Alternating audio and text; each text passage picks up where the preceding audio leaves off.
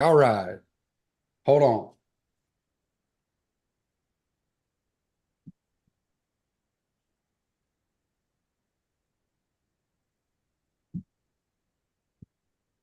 The person whoever has to edit this video is going to have a lot to laugh about. All right. So we are live with Super Mario. Made himself famous, I guess, beating up Luigi down there in I guess everybody makes a joke about that, huh? In Miami area, right? Mario? Yeah, I'm in Central Florida. Love it. I'm in Central. Lakeland, in between Tampa and Orlando. Okay, I've got family in Lakeland. Oh, there you My go. mother's sister, and I have a couple of cousins because my aunt has children. So I've got then now they've had children. So we've got a lot of family out there in Lakeland actually. A So you got to whole let me know when you get down here, James. a whole little pod. We do go. We do go. Every couple of years we go. So yeah, we got to connect, man. Absolutely. So let's get started and give everybody as much content as we can today and make this as awesome as we can. So we're going to talk about the good, the bad, the ugly. We're going to talk about flipping and being a real estate investor in general. But let's start with a few things real quick, just kind of get people to know who you are. First of all, how did you get started in real estate? What were you doing before you got involved in real estate? Yeah, so I'm a recovering mechanical engineer. Oh God, And my I favorite say, kind of person. yeah, it's challenging. So I'm an engineer, worked in corporate America, worked for big companies, small companies. I started with Bristol Myers, then went to Procter and Gamble.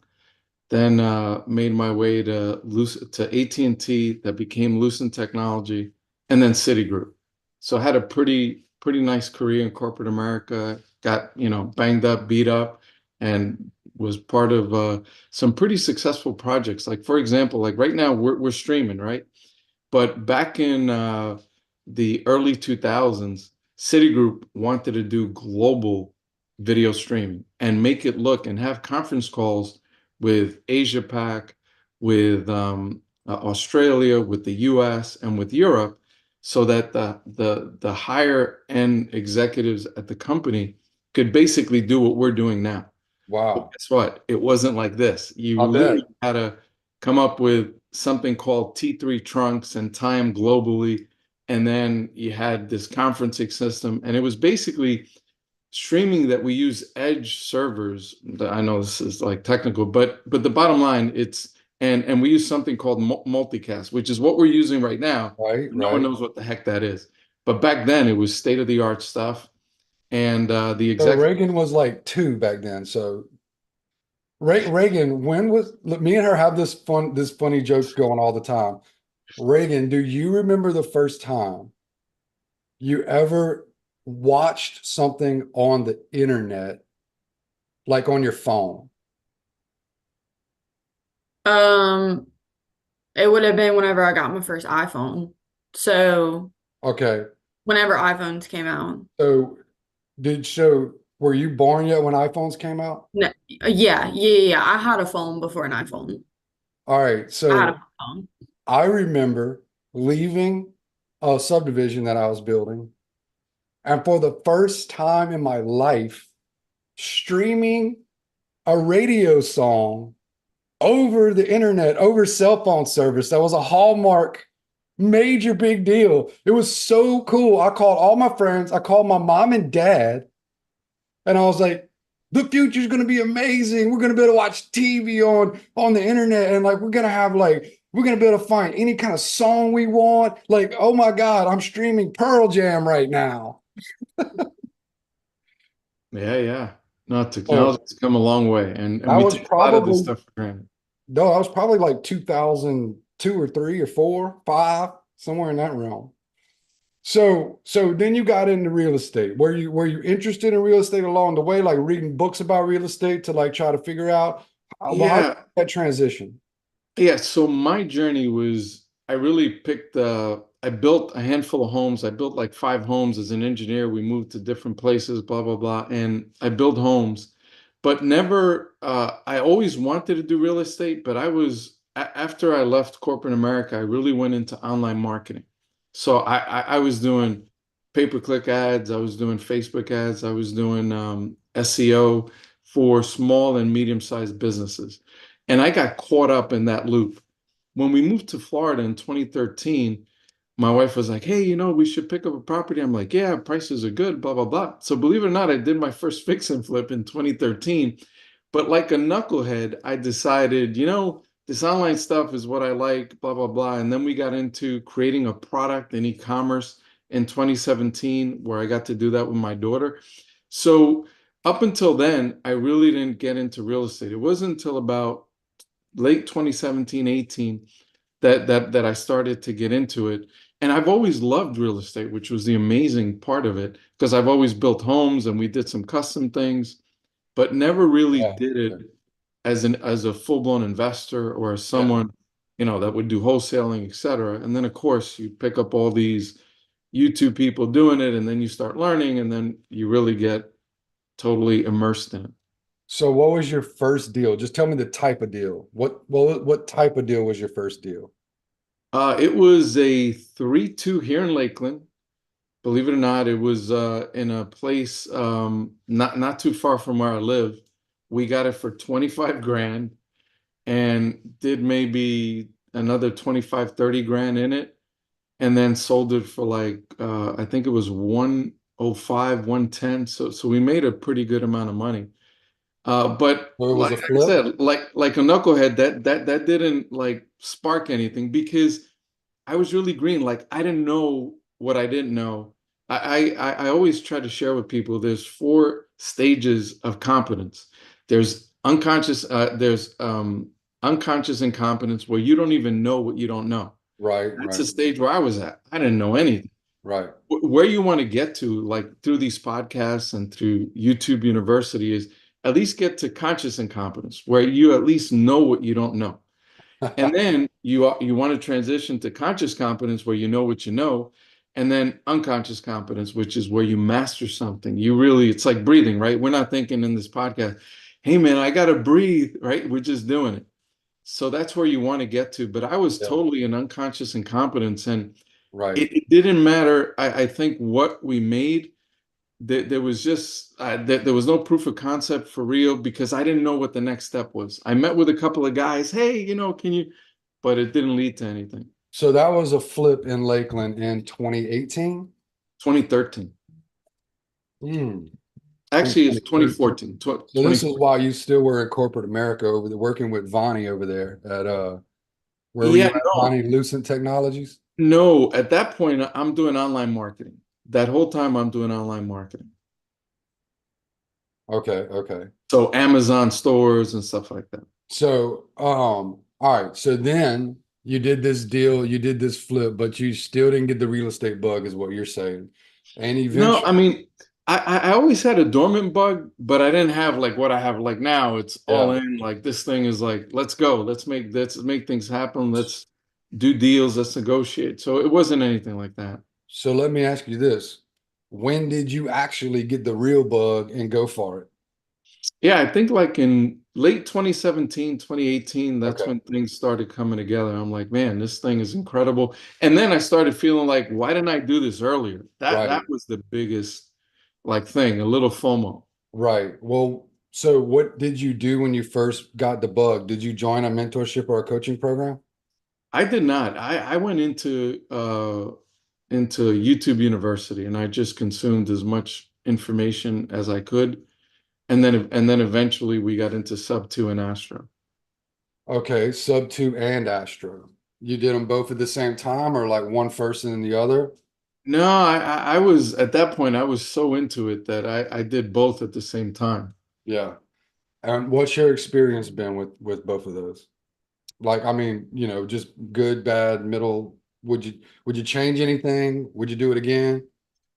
Well, I would do both again, and I would change a lot of things. So, and this is the biggest thing that I can share, is that one of the most challenging things is real estate is like being in a store full of candy, and you're like, man, I could have Yes. that, I could have that, I could have Yes.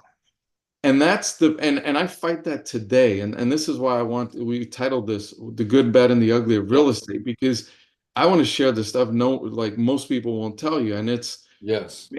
this business becomes really challenging if you make a handful of mistakes that'll eat away at your self-confidence. It'll eat away at what you think or you perceive you can do. And one of the things that I would say unequivocally is, if I could go back and change anything, it would be all about pick something that you're good at. First, do an assessment like Pace has out there, and Pace is the guy that runs Subto, great Yes. guy, Yes. multi gazillion. I mean, that guy's has forgotten more real estate than I'll ever know. He does something where a video, it's a very long video, but it's identifying your avatar. And I Yes. think that is so critical. And your avatars, what are your strong points? And the beauty of it, probably the most powerful point of that video is not understanding your strong suit, because that'll come easy. It's Yes. recognizing and realizing. So take going from unconscious incompetence to conscious incompetence of what you're bad at. Yes.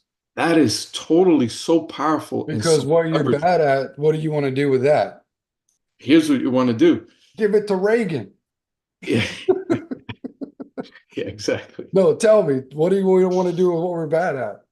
Well, you want to identify. So the next piece of that is do networking, Okay. interact with as many people as you can, and bring value to them based on your strong points. And now look for people that are very good at what you're weak at. So, for Yes. example, James, from your comment, I take it Reagan does a whole bunch of stuff that you're not good at. That's Yes. exactly this formula, is finding people that you can JV with, that you bring value to first if you're Yes. new, because a lot of people, oh, you know, tell me everything you know that I don't know. And it's like, bro, get away from me. Like, who wants that? Right. But if they're coming and say, hey, listen, how can I help you grow your business? Now, even if chances are I'm not going to say, yeah, I need you. No, I'm probably not. But the mere fact that you approach that way, now I'm like, man, I want to help this person. Right. So it just changes the dynamic. And what winds up happening is, now, if you truly, if you mesh, and partnerships are challenging, I'm not saying go get a partnership, but do a JV that's Yes. that's not committed to anything. And if you get to a place where you can now leverage their skills that you don't Yes. have, you're bad at it, and they can leverage your skills. My goodness gracious, how much more could you do? And what we teach is like, don't do a real partnership legally, business partnership in Yes, business, because there's no reason for that in real estate. Do partnerships in deals. yes, So me, you, and Vonnie, or me, you, Vonnie, and Jordan, we could all go buy an apartment complex together and be partners, yes, but it's siloed in that one deal. And yes. it's going to have clear parameters, which I mean is very, very important, but also people can exit, people can come into the deal. But man, you don't really in real estate need a partner in your business, right? But because you need to bring on people that you pay to be a part of your team to then fill in those weak spots that you can't bring to the table as well. But the thing is like I agree with you totally. The first thing you need to know, what is it that I'm weak at? What do I suck at?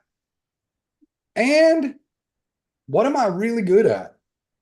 Because I can then get better at that and I can reach a master level at something. And then when you reach that master level, you start attracting these other people around you to fill in these spots, right?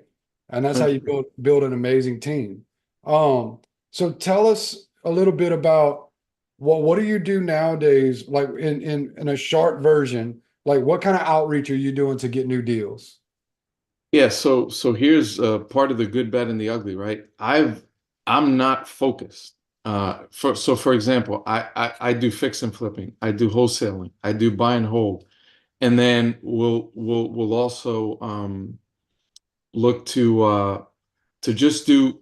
to just be of service to other folks. So you give of your time and Yes. you just try to be helpful. So Yes. what you're going to find is that that's great, but you got to get to a place where you just really dial one thing in really, really well.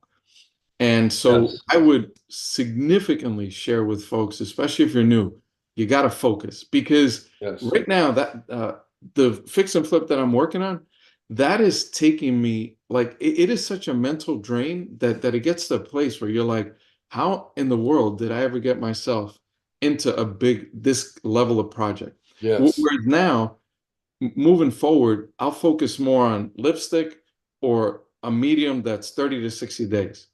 Because guess what? 30 to 60 days is rarely 30 to 60 days. So from that standpoint, you just want to minimize the brain drain that Yes. you're involved in. And you really shouldn't even engage in anything brain draining unless your processes are automated, Yes. I mean, which look, is go ahead. Go ahead. no, I was going to say which is another piece. One of the biggest keys to our business is follow up. If you're not touching folks and if you're not following Yes. up, that's a recipe for things not going really well. So another thing that I'm working on, but the reason I'm working on this is because I desperately need it, is so we have a platform that's built on Go High Level that we're launching in about a couple of weeks called Auto REI. That's not only a CRM, but the key to it and where I want to leverage myself is it's got a conversational AI component to it. So normally people are doing texting. This thing will do Instagram, it'll do Messenger, it'll do any medium, any social media platform that anyone wants to inject, but it'll automate the conversations. And Yes. then the big to do now is Air AI to have, actually an AI go and make the calls. Let's So pick up on that. Let me circle on that with yep, Reagan's attention too, because we're rebuilding our CRM right now. Are you saying that the AI will send follow-up direct messages through Instagram and Facebook Messenger? yes, 100%. Yeah, And we're I want doing to better. hear it. I And that want we're doing better. We're integrating. So I'm JVing with a gentleman that's part of Sub 2, but he's a great guy. I mean, and he lives relatively close to me, like 45 minutes from me. wow. He has the RAI license and he's doing some really big things for nonprofits because that's another thing. We're driven, like, yeah, we're in this for the money, the money, and the money, but our true passion is how do we get what make the money we do, but how do we take a good chunk of that money and impact lives? And this gentleman, the Yeah. synergy with the gentleman I'm talking about is he wants to build he's in the process of finalizing it, but he's got a non-for-profit designed to build a low-income housing.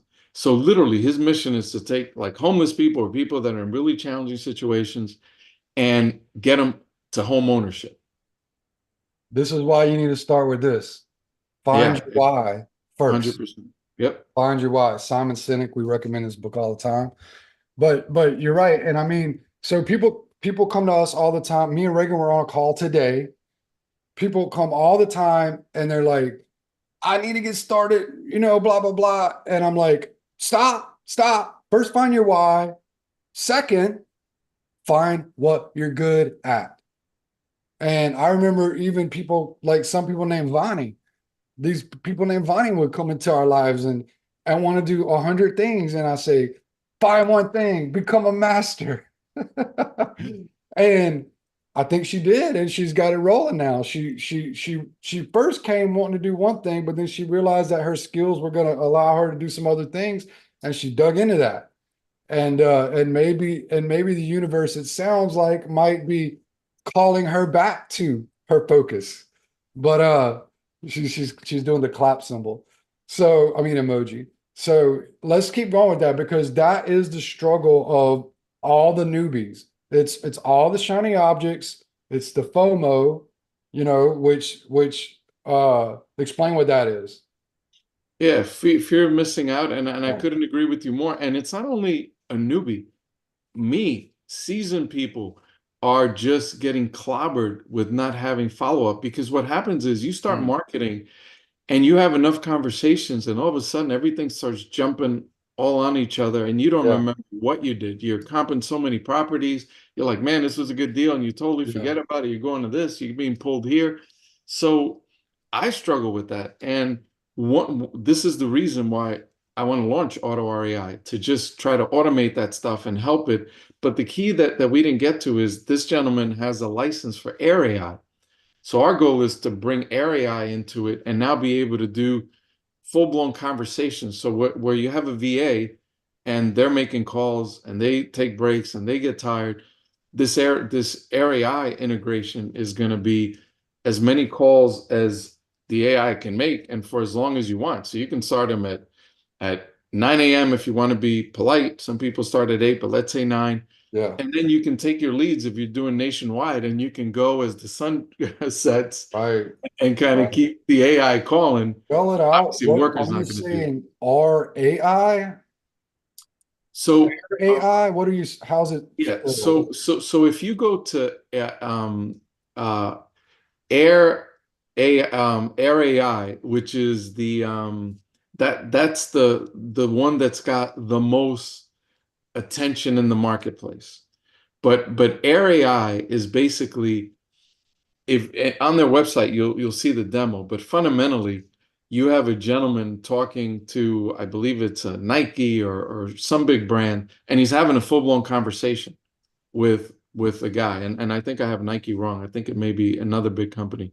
But that demo is will show what the conversation flow is like. And it's basically a machine talking to a human. So it's super, super Yeah. cool, super impressive. And So that's Bonnie gonna says it's really, air.ai. She just looked it up. yep, Air.ai, So yep. yeah, love it, love it. And I think that's something that all of us can, begin to implement more and more follow-up. I mean, everybody who's on this call and everybody who will listen to this, who listens to us regularly, what we're putting out, I mean, they know I harp on follow up, follow up, follow up. This whole game is won in follow up. Every deal is made in follow up. I mean, the people who are doing the one phone call closings, those deals, if you looked at the numbers on those deals, those are very, very thin margin deals. The deals that have the real potential to change your life, most of those have been followed up with for 8 to 13 months.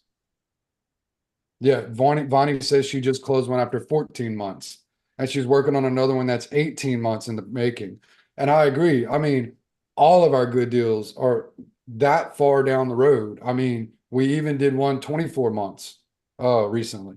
So these deals take time. When they're going to be great, they take time to develop. Um, so so you were saying, find your focus and then build your follow-up process. That's what you feel like right now is going to build the most traction for people. Is that what I'm hearing? Yeah, but I'll throw some other things. The JV part is enormous. Like, you really have to look to JV, because Yes. you don't have to have brains on top. You have to have brains on tap, so that you can have Yeah. access to folks that are in a much are a little more advanced than you, Yeah. or are stronger in this area than you are. So I know in your head you're like, hey man, I just want to do it all myself. No, better to make 50% of something than make 100% of nothing. And I think folks get caught up in stuff in their head. Man, let Totally. it progress. Totally. Three of our deals last month were JV deals. Yeah, And I mean, we netted uh on probably $14,000. nice, Well, I mean, nice. that was 50% of three different deals, with totaling a net of $14,000. Who doesn't want that? No, take it all day. And then the other piece that folks have to really be aware of is there's certain things a new person shouldn't do. And they'll get on YouTube University and they'll see it, and they'll do it, and then they'll blow out. They'll be like, oh, this doesn't work. This is a scam, blah, blah, blah. Um, And for example, a new person should not be calling a direct to seller lead. You have no idea what you're doing.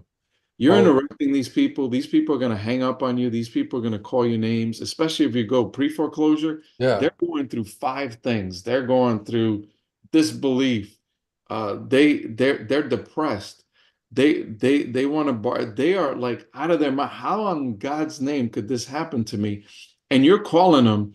Everything around them is blowing up, and you're calling them. Man, they're going to let you have it. So you want to make sure that your confidence builds over time, yes, and that you're able to have knowledge that then takes you to where James is, right? And where other big investors are. Why put yourself in a situation where you're basically going to blow up? First of all, you don't know what to say. You don't know how to say it. You don't know how to properly position it. Why would you do that? yeah, If you're going to do that, why not go direct to agent, right? Listen, yeah, the deal flows not as much, maybe. The margins are lower. Who cares? At least you're talking to someone that's expecting a call, and you can start learning things and saying, hey, so this is how you approach them. This is how you approach them. And now you start approaching them, and listen, test them, use it as practice.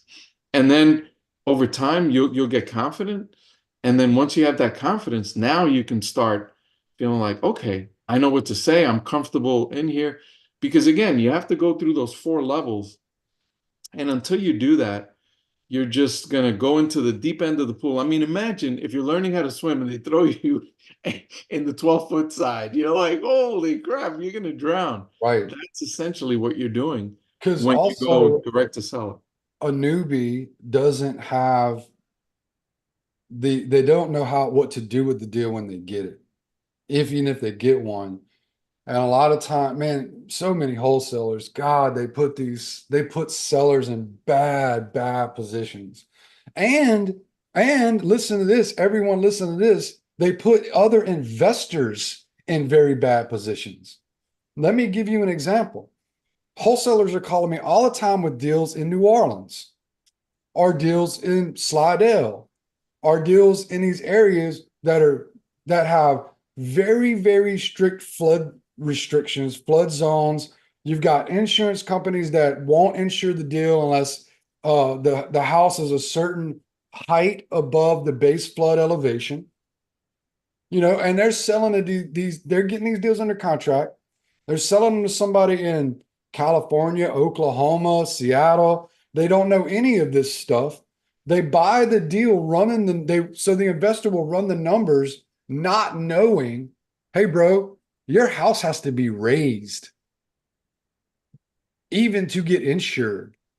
So I have seen an investor multiple times now. This has happened. Wholesalers will get a deal. They're from out of state. They get a deal in New Orleans. They sell it to somebody in Kansas, right?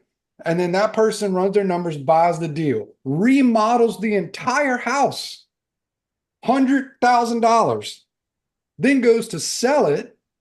The buyer comes in with their loan, and the appraiser comes in and says, this house can't be insured. Holy Christmas. So this is the problem that you're doing with people when you're a newbie and you don't really know what's going on in this industry. And so those same type of crazy things apply in some other states and other areas as well.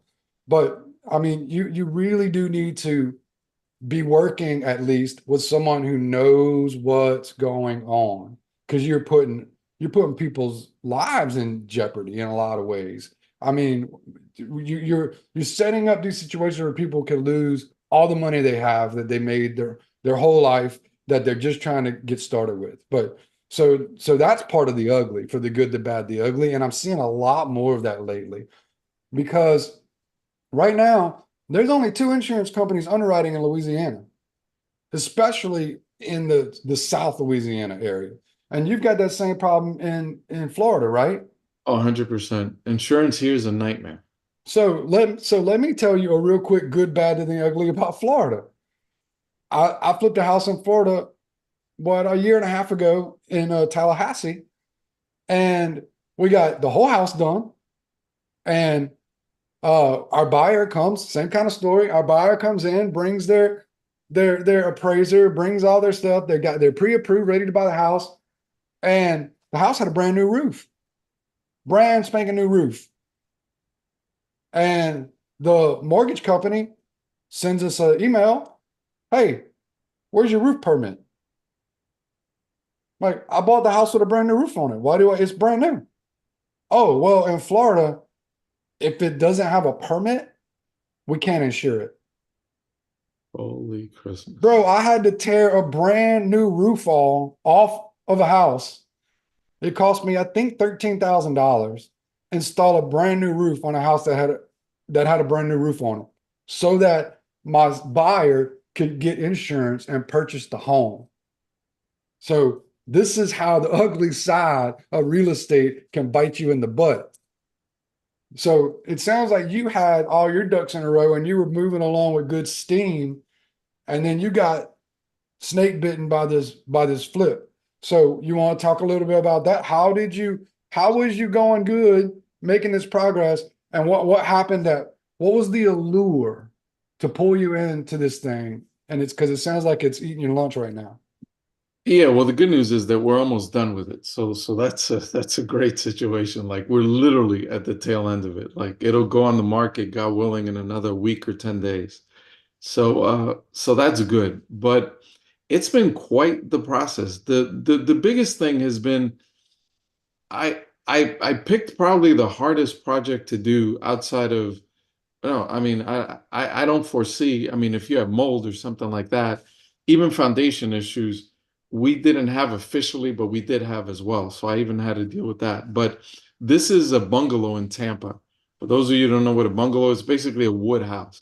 I'd always done block, never done bungalow. So I'm like, you know what? Let me try a bungalow.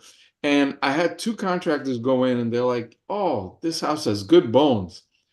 So, and it's great to talk about this project because there's so many lessons in here, especially to someone thinking new or et cetera, or even an investor looking to just see, hey, I may want to keep this. I would highly recommend don't mess with bungalows ever, unless you know what you're doing and That's you have all we have here in scheme. Louisiana. Well, we had so in Tampa, there's like a gazillion, maybe 70% are bungalows, maybe not that high, but a good percentage are bungalows Gotcha. because the older homes are all wood. They're Is not. this also in a historic district? This is also in the historic Oh district. my That's gosh. another thing where we Never, got burned. So we go, never. I have these contractors tell me it's great, no problem. We go and apply for permits, man, over a month to get permits. So right there. Now, most investors will just start doing demo right away. I'm like, man, I can't, like, I'm not doing this. So that delayed us, right? And then you go from there to we had a plan. You know, we knew we had to do the roof. We knew we had to do some patch up on the siding, but it was never part of the plan. And we thought we could get away with patching the electrical, but it was not. We never thought, oh, we're going to do a full-blown electrical. We knew plumbing we had to do. So long story short, the only way you know what a bungalow's really like is when you start tearing it apart. Yeah. So we started, obviously the floor comes out, but we start taking out the sheetrock. And as you know, the sheetrock provides support for the structure, especially if it's imploding a little by termite damage. So man, come to know, this thing was infested with termite damage. 1908 house, we're talking about 2023, big problems. So it was the kind of thing where you go in with one plan and then you have to pivot and pivot and pivot. And had you gone in knowing, hey, I have to do ABC, then you have a plan for ABC. But when you only think you're going to do A, maybe B, and now you got to do ABCD, it's like a whole new set of encyclopedias, right? So we were like reacting to things as opposed to going in with a proactive plan. Needless to say, I have a GC, I got licensed electrician, I got licensed plumber, and my GC has been doing this for over 20 years in Tampa.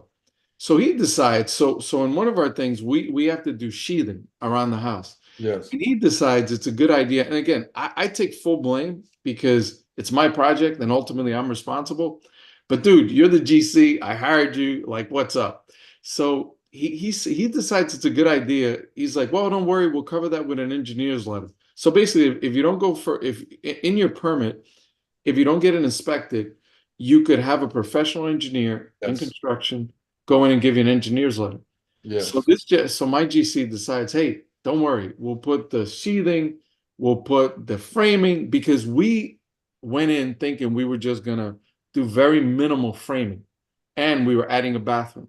We didn't realize we had to do the blessed entire house all the way around. Yeah. Now we don't want to do a full blown framing inspection. So he's like, oh, add it here. And the insulation, don't worry, just add it to the letter. Long story short, they come out for the sheathing inspection, they pass it, and they're like, we're red tagging you. I'm like, what? And red tagging is they shut the project down. Yeah. So of course I'm And you like, got to go what back to plan review, huh? well, what wind up happening is we were already sheetrocked. The insulation was in, the studs were in, everything was in. Okay. And they're like, we're red tagging you, and you're gonna take out the sheetrock, take out the insulation. We So they want can to, see. They want to be able to see. yeah. So that threw us into, of course, a tailspin, because now you gotta, you know how long it took to get the sheetrock up. You gotta bring that down. It Right. was just a nightmare, Right. and it's been one thing after another. The electrician we hired, we had delays, and when we decided to do stucco, that was done early on. But they put up the pole for power before the stucco went on. Well, you can't do that. Yeah. We had to take that down, and the electrician's like, man. And I almost think I'm not going to accuse anybody of anything, but I almost think the electrician after that, because he had already gotten paid, because of we were basically done.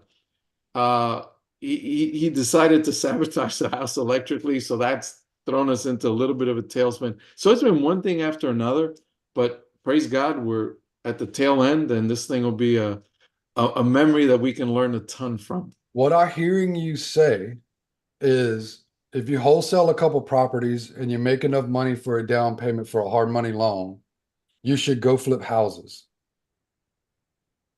Not necessarily.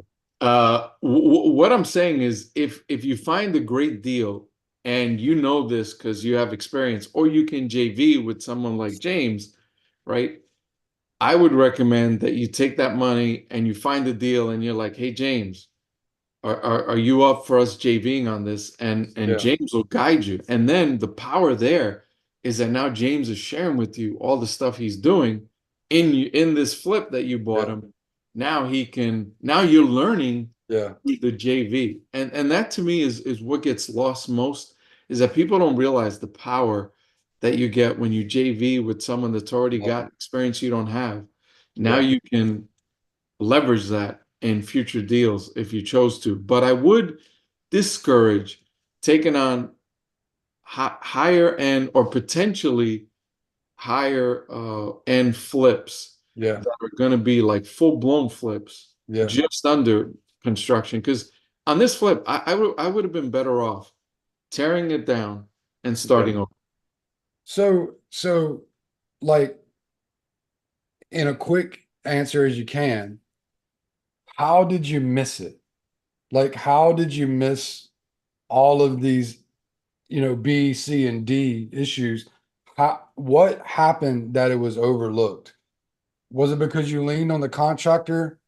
Was it because you just, I mean, this happens. I'll be honest. Sometimes we do this. Sometimes we just lie to ourselves Yeah. about what really the project is. Chris Spot knows a house flipper. He's on this call now too.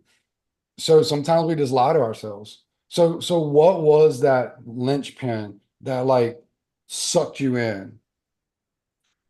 Yeah, so it was a property in the historic area that's being really beautified, progenified, or whatever the term is. Like, I'll give you an example. Outside of the home, uh, my fix and flip, the house next door is a brand new construction. The house across the street was a big house. It burned down. They're building four brand new homes as we speak. So there's five brand new homes on the block that we're selling this flip. But Yeah. the short answer is, it was a combination of seeing things through rosy colored glasses, Yeah, I that's lying usually to what yourself. happens. Yeah. Yeah. And trusting folks that knew, right? Bungalows I'd never done. So from Yes. that standpoint, I really don't know. I'm in unconscious incompetence, right? And I'm hiring these guys to be my eyes on this specific deal. So Yes. I don't blame them, I blame me. And the fact that you really don't know what you have until you break Yes. it apart. And there's no real, even if they knew what they were talking about, they really don't know what they're talking about Yeah. because they didn't rip it up. Yeah. They didn't take the sheetrock off. Let me give a couple tips here if you're listening to this in the future. Number one, always get a termite inspection. Always get a termite inspection. Unless you're planning to tear the whole thing apart anyway. Number two, get a plumber to come out and run a snake with a camera down the plumbing lines. Unless you plan on tearing and redoing all the plumbing. Always do this before you buy the house, before you close on it.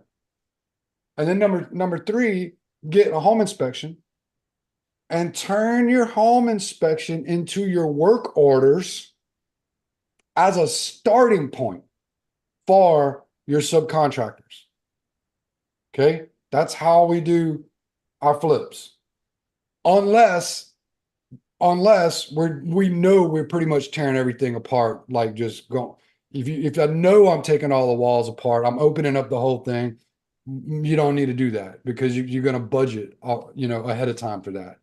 But if you're just going to buy a house and try to do a lipstick kind of flip, you better do these inspections.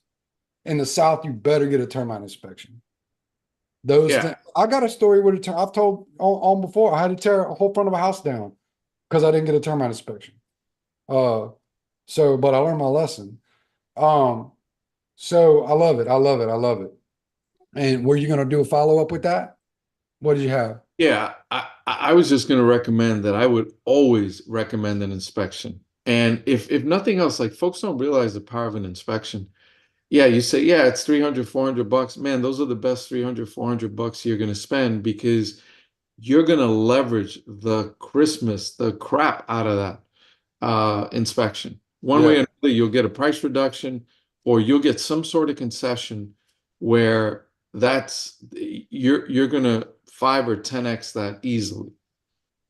So for Mario, what does your business look like in 3 years? What you got going on? Are you going to still be a flipper? Are you going to have some multifamily or a bunch of single family homes? Who are you going to be in 3 years? Yeah, for me, I see a huge reduction in fix and flipping only because it takes a lot of the mental capacity, and I tend to be a little anal, so from my personality, not the best. And to your point, I mean, you see what it's doing to you, so I plan to get rid of that. Wholesaling is always a big part because it generates revenue and it also allows you to network and do things like that. And I actually one of the reasons so we recently got the cartel boss version of InvestorLift, which is very hard to get. Only a handful of people have it. And one of the reasons we got it was to do a lot of outreach to wholesalers and help them display their properties. So that's one of the things that I want to get more heavily involved in, which right now we're not doing as much of, but we're ramping that up as we speak. So I see myself wholesaling. I see myself acquiring creative deals. So I'm very much into creative financing and doing subject twos, doing owner finance, leveraging existing mortgages or leveraging uh, owner finance where you can negotiate whatever your interest is going to be. Yeah. Because from that perspective, you want to increase your portfolio, and I have a small portfolio. I don't have, 5, 6, 7 homes. And one of the things I'm into now is very much pad splits. And I don't know if pad splits up there, and I don't think they are. They started in Atlanta, they went to Jacksonville, Miami, they're in Tampa and Orlando. And what that is just addressing the fact that folks that live in Orlando, Tampa, and Miami really can't afford to rent a house, to rent an Yeah. apartment. So this is renting Yeah. by the room.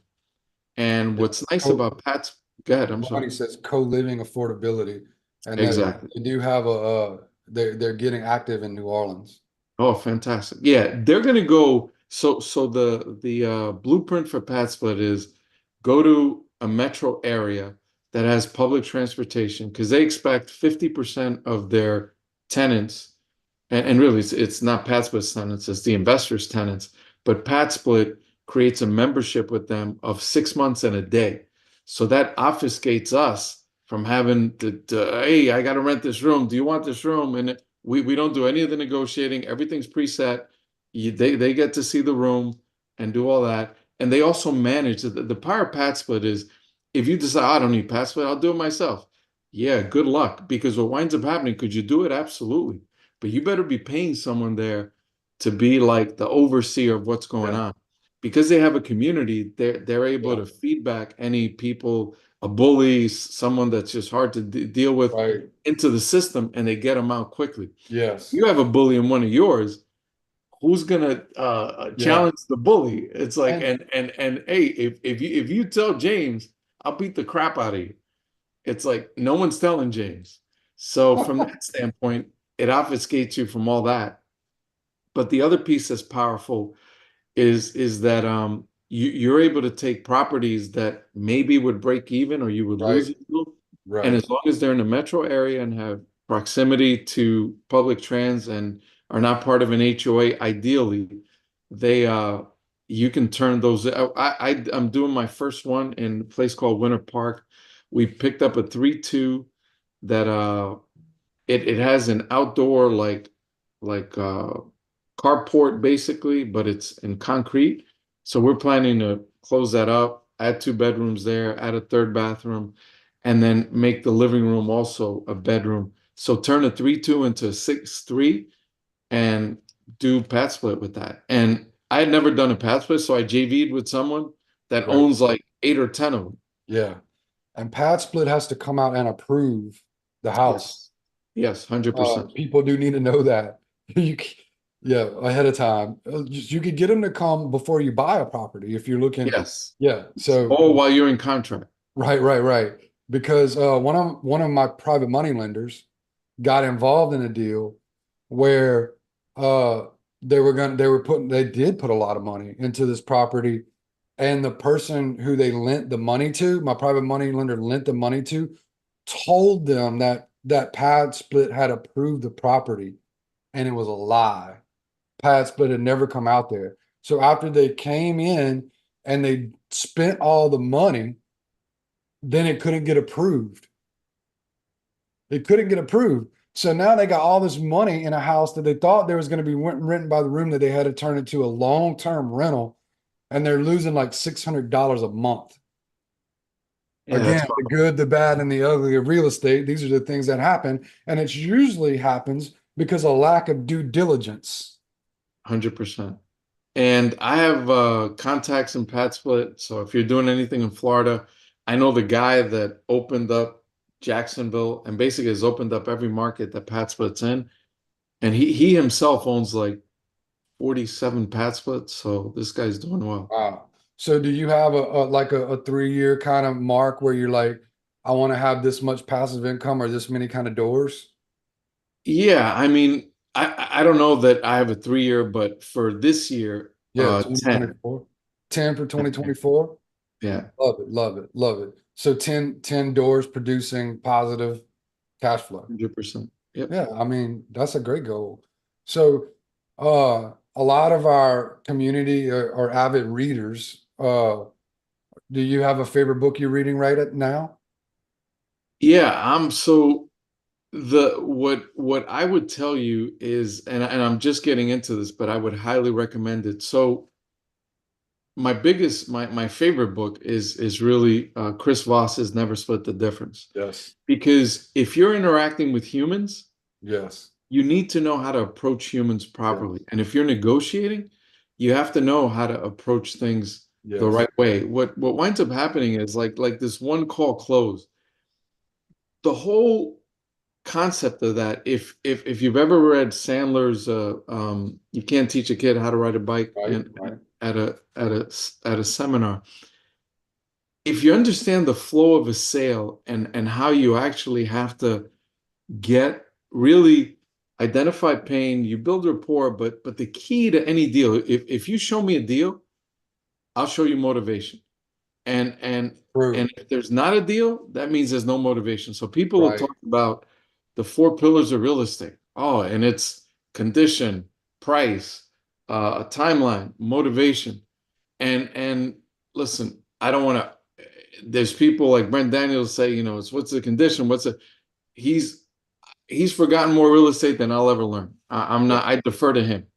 But to me, I rank it motivation, Yeah. timeline, condition, and price to me are irrelevant. Now, granted, if you in the conversation you want to identify condition, because you might not have pulled out the motivation out of them, so you use condition as a way to keep them talking, and you asking the right questions or using the right labels or mislabels or mirrors or accusation audits, and I'll get into what Yes. those mean because I know I'm just throwing these terms, but I want to introduce them.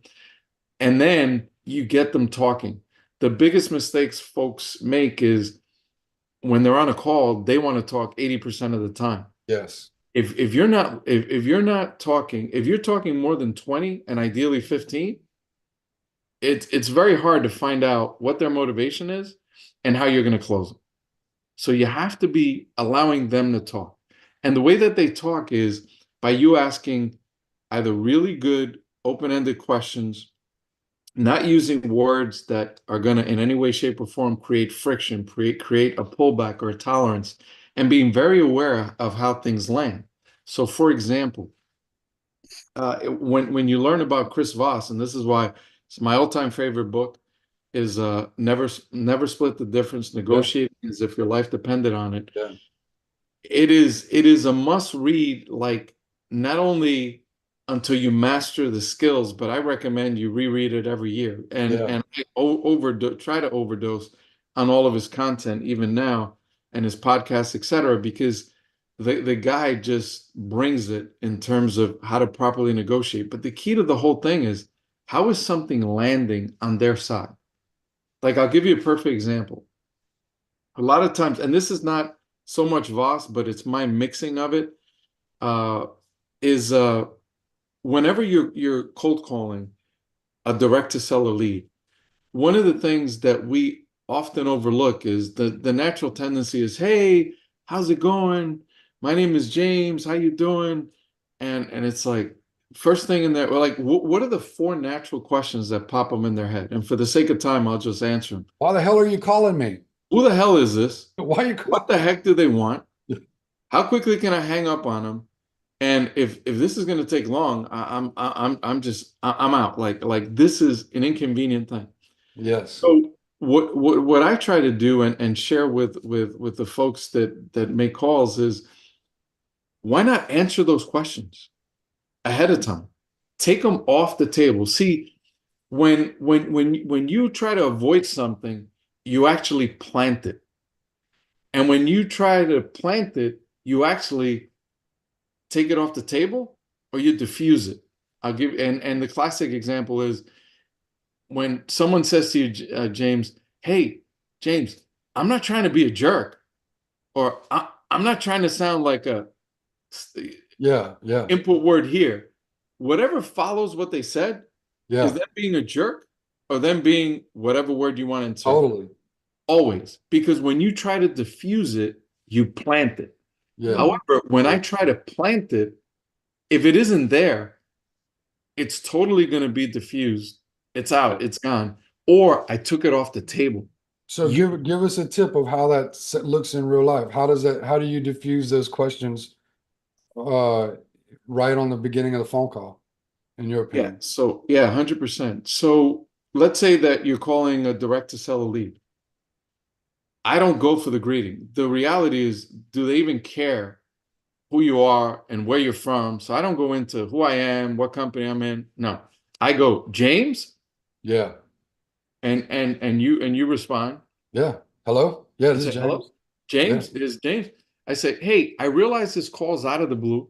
I'm only going to take 30 seconds of your time to ask you one quick question. Is this a bad time to talk? So what did I do? There's a whole bunch of psychology there.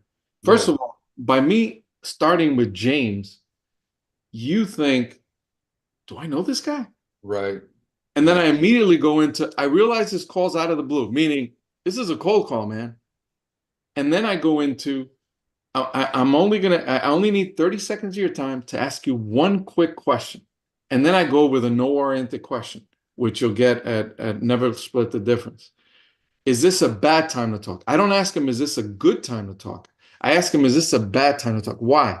Because the psychology, Yeah. when you're able to say no, who has the power? You have the power, right? Whereas yes is a trap question. A Sure. lot of times, like say someone walks up to you and you work for I don't know ADT or pick a company and someone says, "Hey James, do you work for?" And they see it right on your badge. Yeah. Do you work for ADT? You're like, "Who the hell is this guy? Like, why is he Right. asking me that?" Like, right? That brings up a whole bunch of stuff. But when you're able to say no, no to anybody, no, you got the power. Yeah. You've Totally. already diffused it.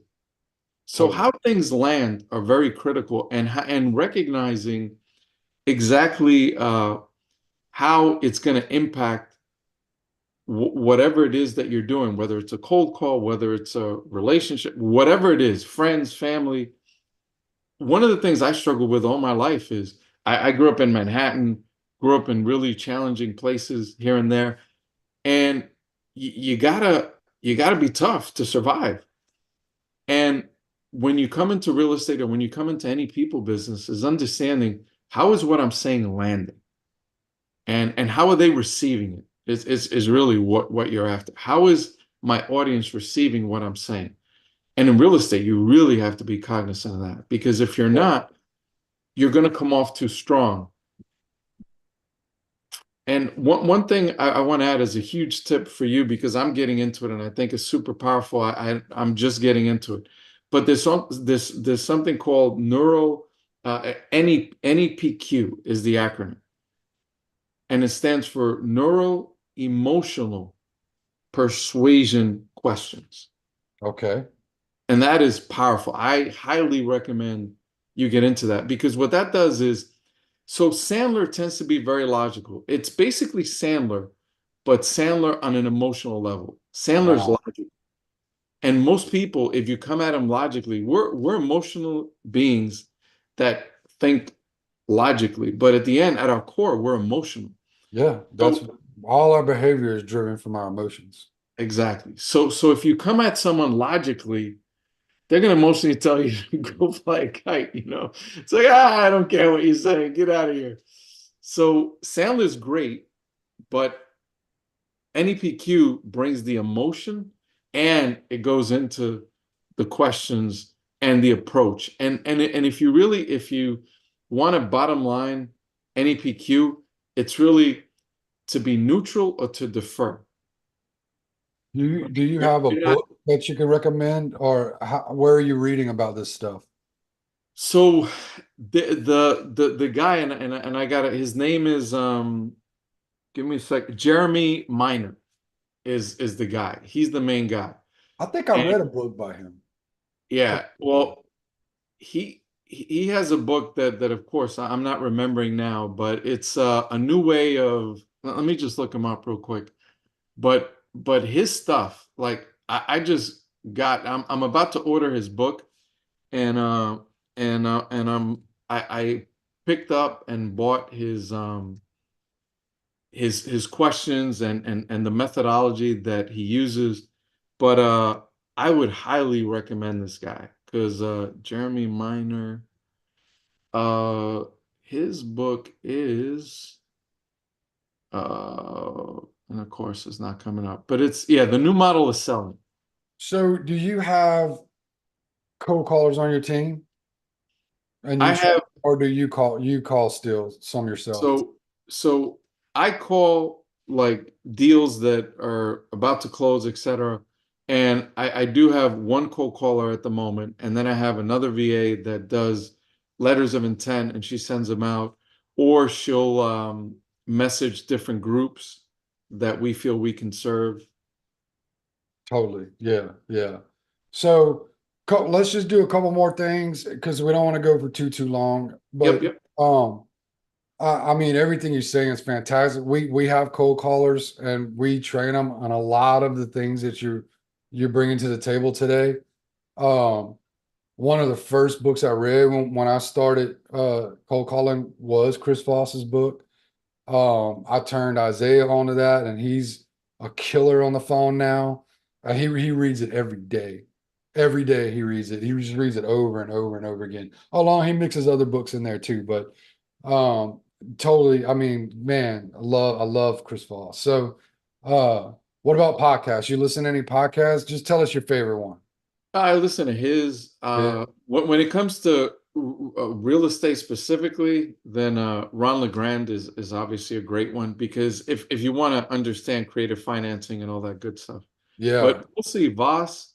Obviously, you listen to all of the motivational guys, the Ed Millett's and all that. But in terms of real estate, I focus on the negotiating one, and that would be Voss yeah. mostly. And now this guy. Jeremy Minor, his stuff is pretty good. I'm gonna Like look really, into really good. Jeremy Minor. Yeah, I'm definitely gonna look into Jeremy Minor.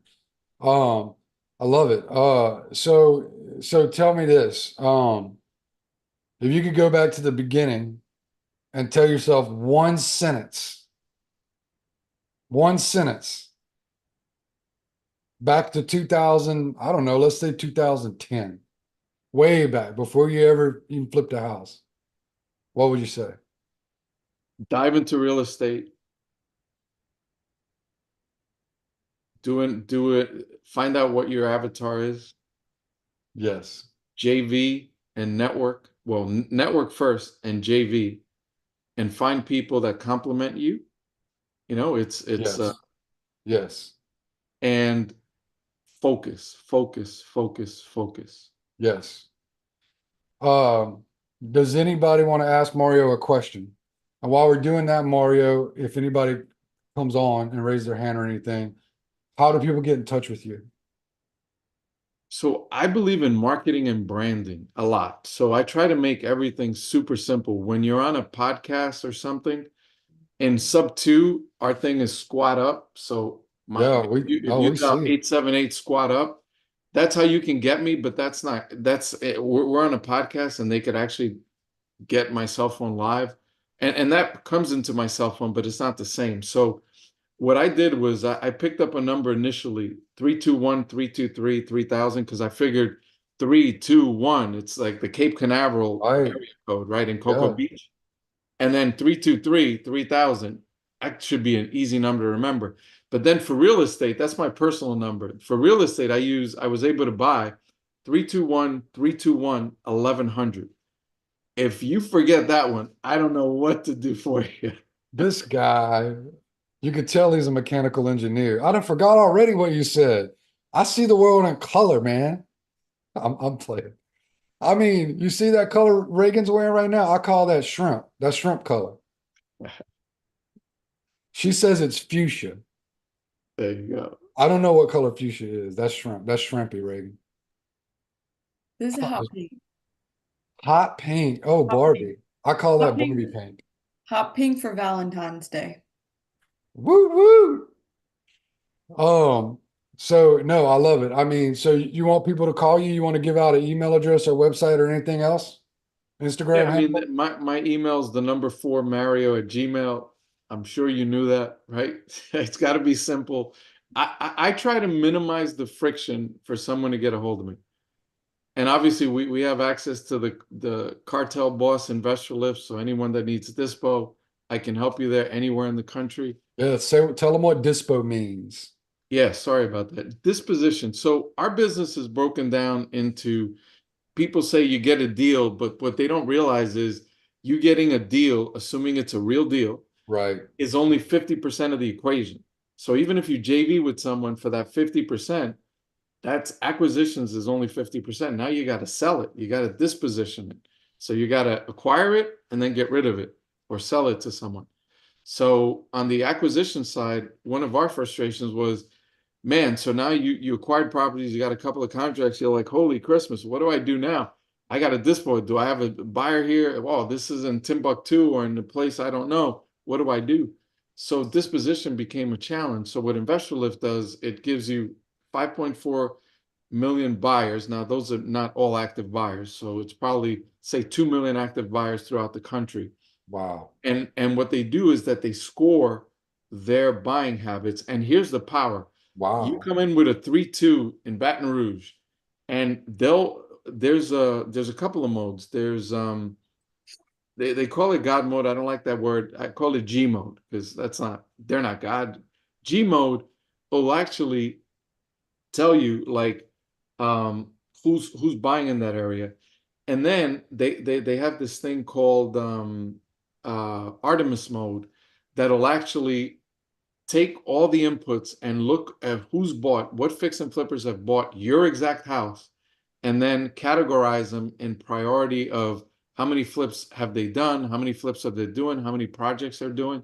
So it makes it very easy. Look, it's not easy to dispo a property. I don't want to Right. say that. But let's just say that it makes it significantly uh, uh, more realistic that you can get rid of a property before the inspection period expires. You have a data-driven process to sell deals. That's what Yes, I hear you say. that's a great way to So say it. if you want have a deal and you want to JV with Mario, email him, call his amazing number, 321 and a bunch of other numbers behind it. 321-323-1100. No, 321-321-1100. See So it. so think of this. When they launch a rocket, they go, Three, five, two, four, one. three, Yeah, yeah, yeah. two, one. So now, and then I doubled it again Doubled and it. then put 1100. Got it. So call Mario to JV deal. He's got a data-driven process to sell deals all over the country. I'm Uh, I'm I'm gonna steal that and I'm gonna borrow it and do data-driven disposition. there you go. Roll with it. Vonnie, you want to come on and say anything before we roll out of here? Or Jordan or Chris? Thank you, Mario, for coming on and sharing your wisdom and filled with all kind of great nuggets. I took a lot away. I took a lot of notes, and I was actually doing some other stuff, and then I was like, I need to listen to this dude and get some good wisdom because it's kind of a noob. I'm a moderate newbie, so lots of helpful things. Thank you so much for that.